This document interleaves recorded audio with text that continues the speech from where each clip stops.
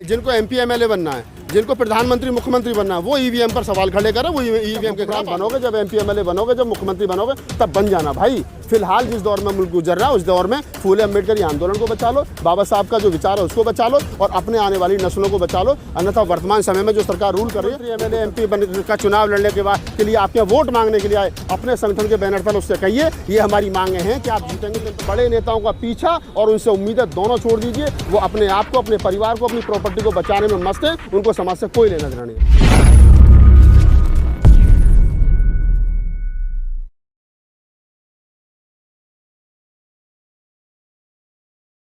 राहुल जी, आज 6 दिसंबर है, डॉक्टर अम्बेडकर का महापरिनिर्वाण दिवस। आज वो हमारे बीच में नहीं है, जिनको आज 67 ईयर कंप्लीट हो चुके हैं। उनकी कमी क्या महसूस कराती है? देखिए, व्यक्तिगत जीवन में आदमी जो भी करता है, जब तक वो जीवित रहता है और उस अपने जीवन काल में कोई भी व्यक्ति जो भी करता है, उसके परिवार के लोग, उसके समाज के लोग, अगर वो परिवार के लिए करता है तो परिवार के लोग, अपने बेटा बेटियों के लिए करता है तो बेटा बेटी, और समाज के लिए करता है तो समाज के लोग, देश के लिए करता है तो देश के लोग, और अगर पूरी मानवता के लिए करता है तो पूरे मानव जगत के लोग उसको उसके परिनिर्वाण दिवस पर याद करते हैं। बाबा साहब डॉक्टर अम्बेडकर आज हमारे बीच नहीं है।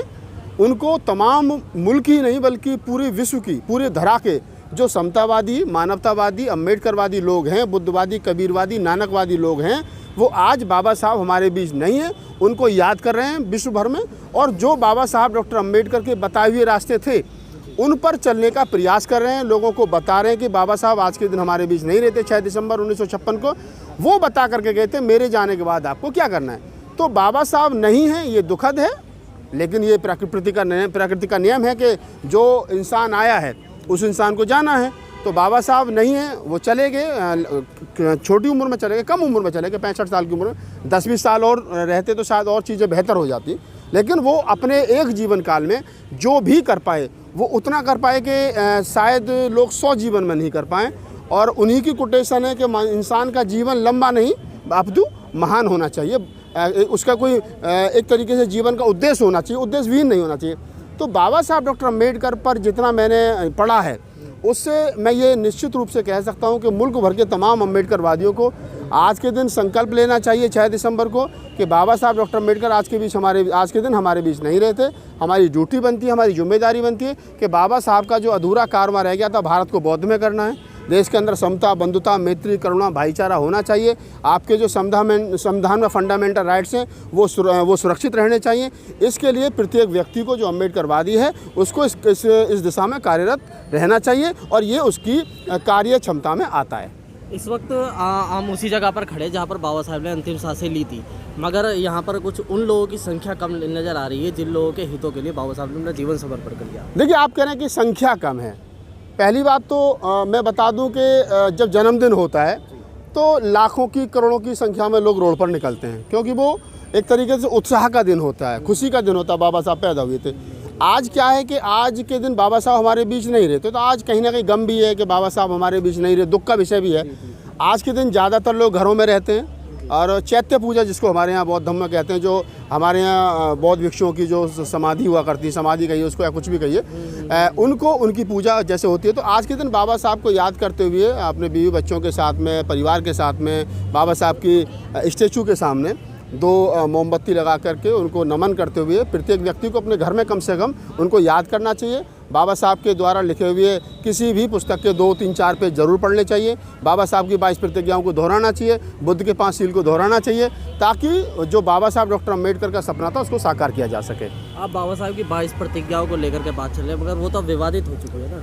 देखिए, विवादित तो टोटल पूरे का पूरा अम्बेडकरवादी, मनुवादियों की नज़र में विवाद है। बाबा साहब डॉक्टर अम्बेडकर का दूसरा नाम मनुवादियों की नज़र में विवाद है।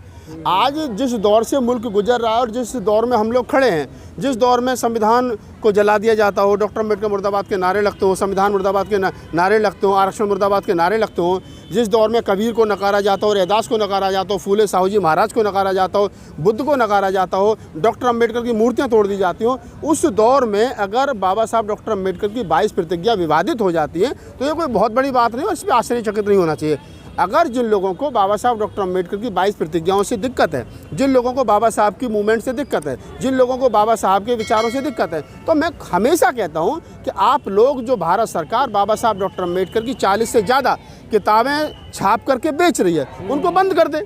जो हिंदी और इंग्लिश में बाबा साहब की वॉल्यूम्स हैं, जो राइटिंग एंड स्पीचेस हैं, उनको छाप के बेचना बंद कर दे। वो ऐसा कर नहीं सकती है, लेकिन ये सरकार की गोद में या सरकार के इशारे पर कुछ टटपूंजिया लोग जो घूम रहे हैं, ये अनपढ़ और कुपढ़ लोगों की एक जमात तैयार हो गई है मुल्क भर में। ये कहीं ना कहीं लोगों को ये बरगलाने की कोशिश करते हैं। कई बार वो बाबा साहब डॉक्टर अम्बेडकर को हिंदू बताने की कोशिश करते हैं, कई बार वो बाबा साहब डॉक्टर अम्बेडकर कहते हैं कि बुद्ध को कहते हैं वो तो विष्णु का 9वां अवतार थे। लेकिन जब कोई बस नहीं चलता है, जब बाबा साहब की 22 प्रतिज्ञाएं आड़े आ जाती हैं, तो बहुत सारे तो बौद्ध भिक्षु कहते हैं कि बाबा साहब की प्रतिज्ञा नहीं है, इनका बौद्ध धर्म से कोई लेना देना नहीं है। तो इस देश के अंदर चल वही रहा है, सरकार अपने इशारे पे तमाम चीज़ें करना चाहती है, लेकिन वैसा होगा नहीं। इस देश के अम्बेडकरवादी जीवित हैं। जब तक इस देश के अंदर सिंगल अम्बेडकरवादी भी जिंदा रहेगा, तब तक इस मुल्क के अंदर फूले अम्बेडकरी आंदोलन को फैलने से, उसको आगे बढ़ने से कोई रोक नहीं सकता। ये इस मुल्क की सच्चाई है, और इस सच्चाई को इस देश के तमाम जो मनुवादी लोग हैं, गैर समानतावादी लोग हैं, गैर संविधानवादी लोग हैं, मनुस्मृति को मानने वाले लोग हैं, उन लोगों को जितना जल्दी हो सके इस सच्चाई को स्वीकार कर लेना चाहिए। आज आप पार्लियामेंट गए थे, कितनी तादाद में लोग, क्या लाखों की तादाद में वहाँ पर लोग थे, या उन्हें आने नहीं दिया? देखिए, मैं ये कहूँगा कि पार्लियामेंट में सुबह गया था, हालांकि मैं 4 साल 5 साल बैन रहा। रात को भी 11:15 बजे मेल आई कि आप आ सकते हैं। हम लोग क्यों वैन थे, क्यों नहीं थे, तो कोई बात की बात है। लेकिन मैं 4 साल के बाद पार्लियामेंट गया। लोगों में उत्साह है, लोगों में डर भी है कहीं ना कहीं।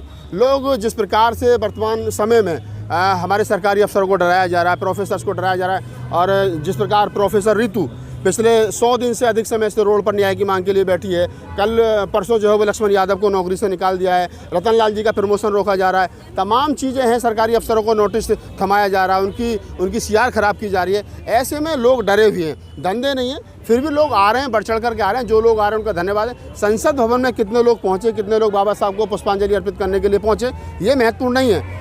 महत्वपूर्ण ये है कि बाबा साहब डॉक्टर अम्बेडकर के बताए हुए मार्ग पर कितने लोग चल रहे हैं, ये महत्वपूर्ण है। और दूसरा महत्वपूर्ण ये है कि उस दिशा में, उस दौर में, जिस दौर में सरकार अम्बेडकरवादियों को कुचल देना चाहती हो, जिस दौर में फूलेवादियों को, रैदासवादियों को, नानक पंथियों को, बुद्धवादियों को सरकार कुचल देना चाहती हो, उस दौर में भी लोग निर्भीकता के साथ में खड़े होकर के चौक चौराहों पर बाबा साहब की पुण्यतिथि मना रहे हैं, बाबा साहब की जयंती मना रहे हैं, संविधान दिवस मना रहे हैं। तो ये बड़ी उपलब्धि है। लोग आंख में आंख डाल करके मनुवादियों के, और खास तौर से जो लोग सरकार में बैठे, उन लोगों की आंख में आंख डाल करके सरकार से सवाल पूछ रहे हैं, डर नहीं रहे हैं, और वो निर्भीकता के साथ में बाबा साहब की जो मूवमेंट है उसको आगे बढ़ा रहे हैं। 5 स्टेटों का जिस प्रकार से रिजल्ट आया, उस पर क्या कहना चाहते हैं? देखिए, हालांकि ये आज का 6 दिसंबर है, उसका 5 स्टेट के चुनावों से कोई मतलब नहीं है, लेकिन आपने सवाल करा तो मैं जवाब देता हूँ।